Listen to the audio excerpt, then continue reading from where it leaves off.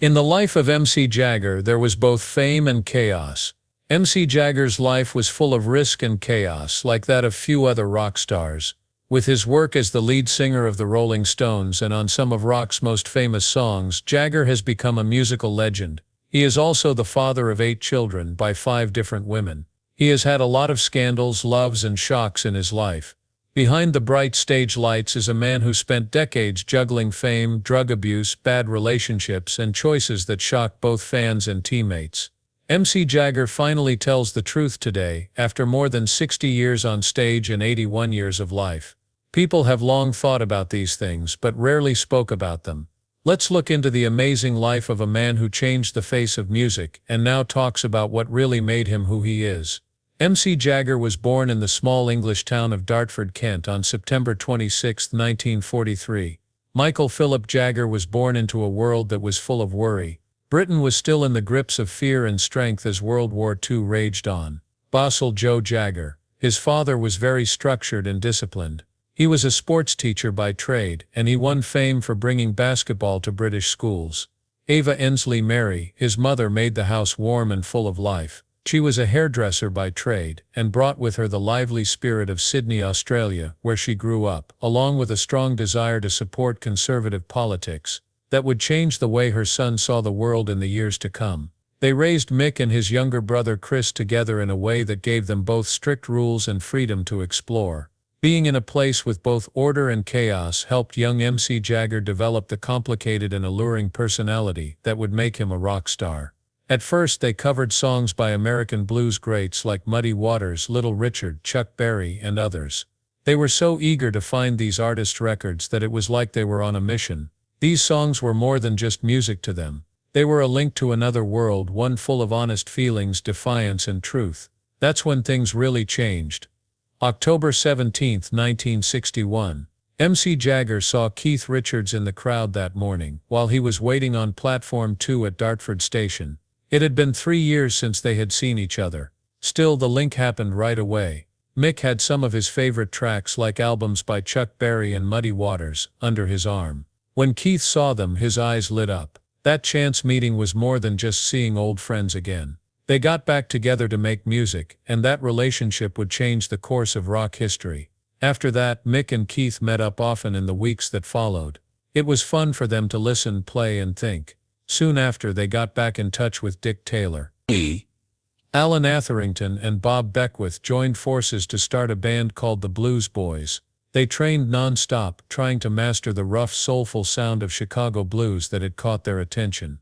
For MC Jagger, school dances and football games were not enough. He was looking for something much bigger, a sound, a feeling, a calling. While trying to make a name for himself in music, Mick Jagger kept studying at the London School of Economics. He had a state grant there because he did so well in school, and there he studied accounting and finance. For a moment, it looked like he might go in a completely different direction, like into business, politics, or writing. Later, Jagger said that he had really thought about those choices. He once thought that being a politician might not have been so different from being a pop star because both needed charisma and the ability to act well in public, but the blues were more powerful than any lecture hall. And Keith Richards was the only person who could really share the thrill of a new riff or song. Over time, their fun jams and small shows as the Blues Boys led to something much bigger. Soon, Brian Jones and Ian Stewart joined the group. The meetings quickly turned into something electric from the start, when they were just loose and fun. The Rolling Stones weren't formed with a plan or big goals in mind.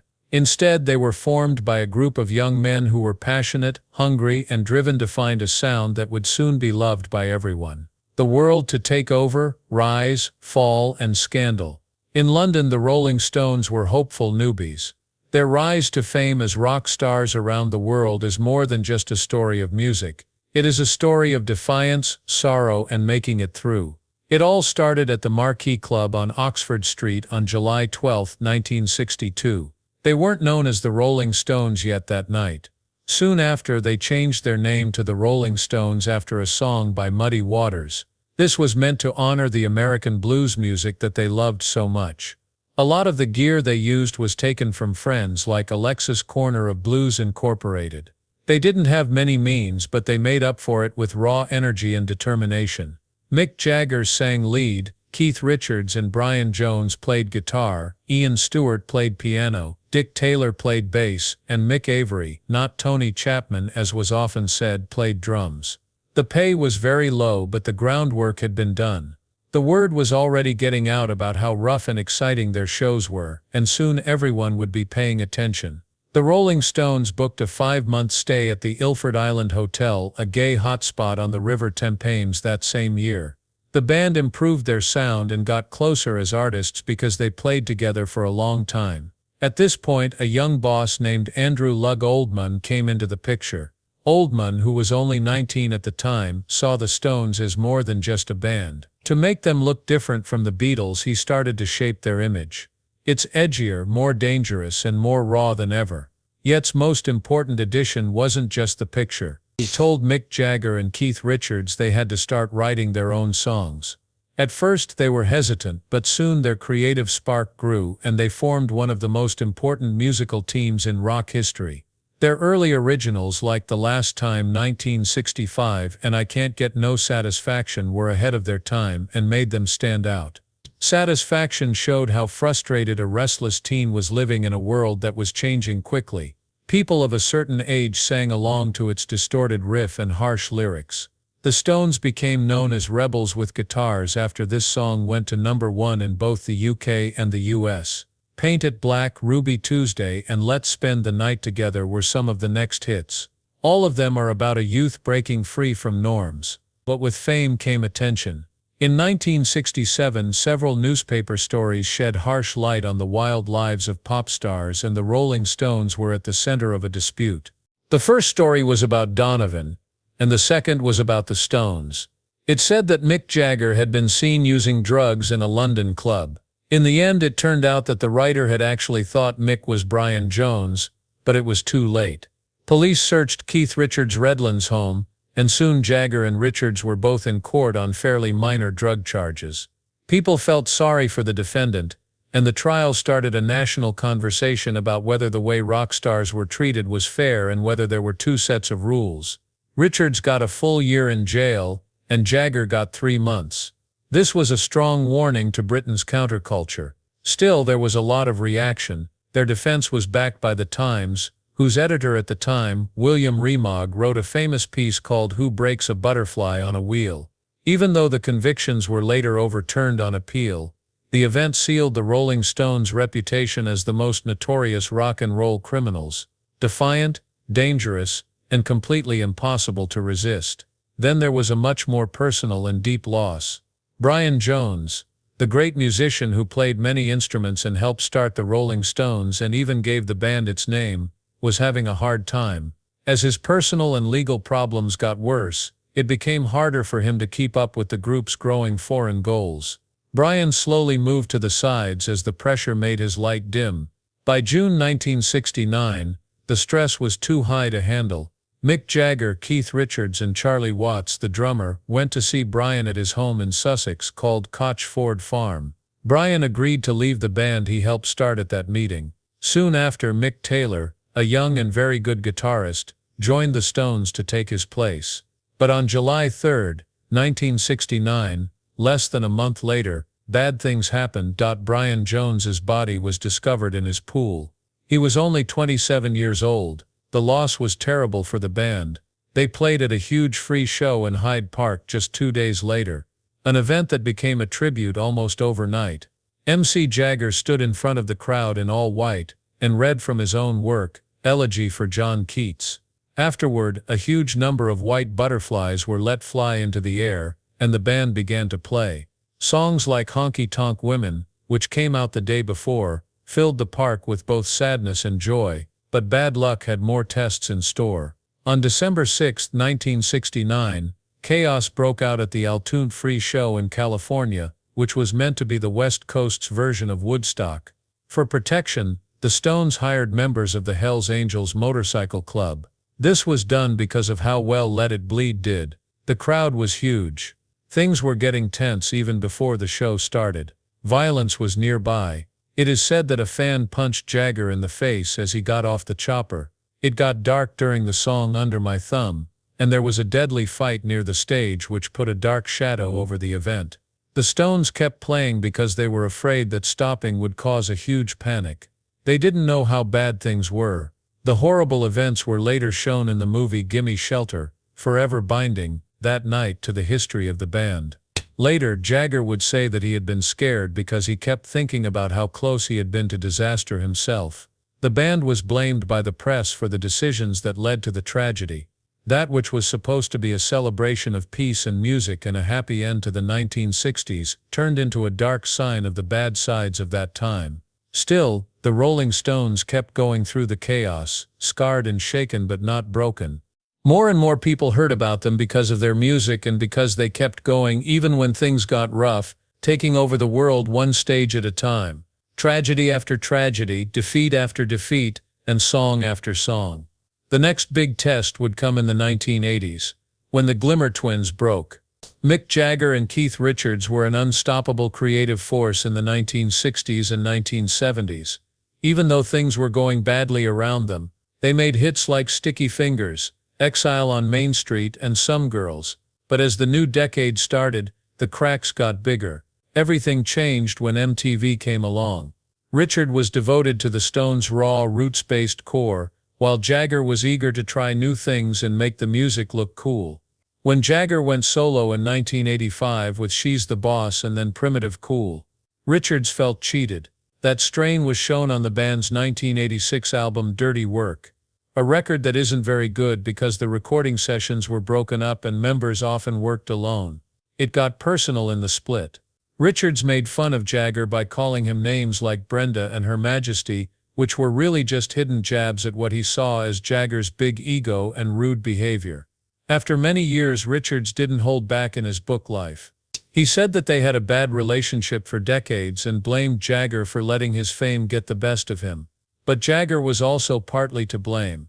His drive and need to be in charge often made things worse. Then there was another blow. In 2003, Jagger took a knighthood from the British Crown. Richards made fun of the move in public, saying it didn't fit with the band's rebellious spirit. The action made the gap between them even bigger. But there was something much more complicated going on behind the public jabs and years of anger. A link that neither of them could really break. It was Richards who said, "We're not friends anymore. We are brothers." Music, history, and the weight of everything they built together hold them together. Their friendship lasted. A relationship built on smarts, disagreements, and a strong love of rock and roll. Rock stars like MC Jagger have been setting the standard for decades with their powerful stage presence, magnetic charm, and never-ending energy. But behind the flashing lights, loud crowds, and famous riffs was a man whose personal life was often just as crazy and unstable as his craziest shows. Many people know Jagger for his fame and wealth, but his life was also marked by complicated relationships, painful deaths, and the quiet, often unseen role of fatherhood. A part that shaped him in ways that not many people fully understand. He met and fell in love with Marianne Faithfull, an airy singer and actress, in the middle of the 1960s. She became his muse and partner during some of the Stones' most creative years. They summed up the beauty and excess of London in the 1930s, which was the height of style, defiance, and freedom.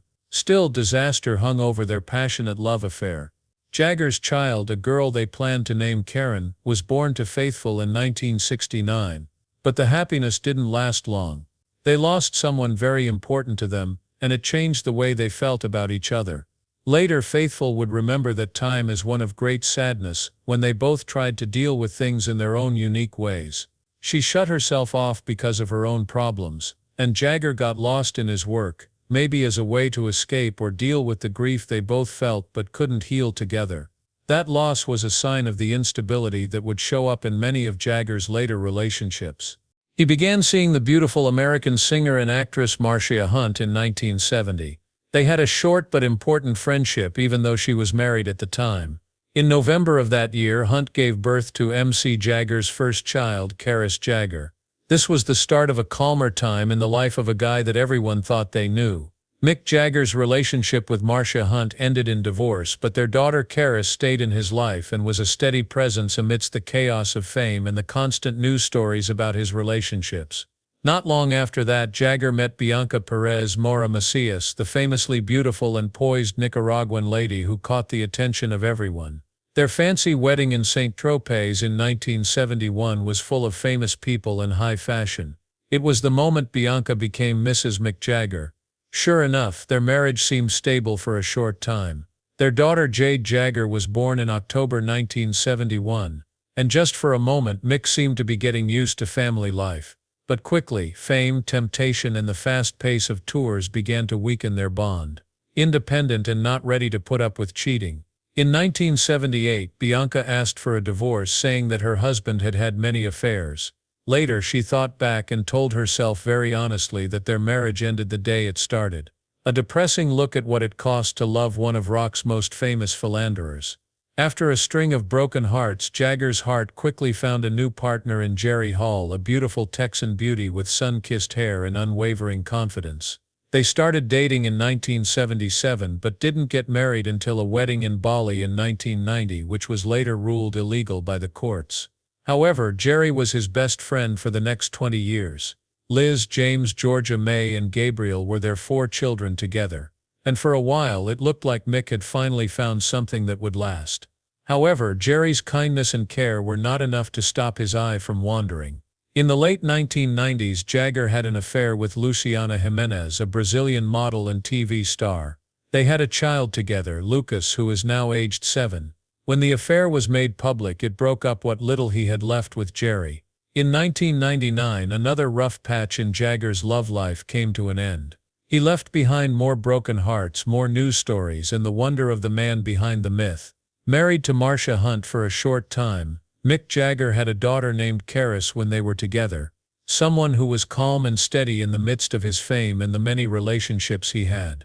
While everyone watched his every move, Karis became a quiet reminder of the man, the father, who was behind the fame. It wasn't long before Jagger was pulled into another story of love and showmanship.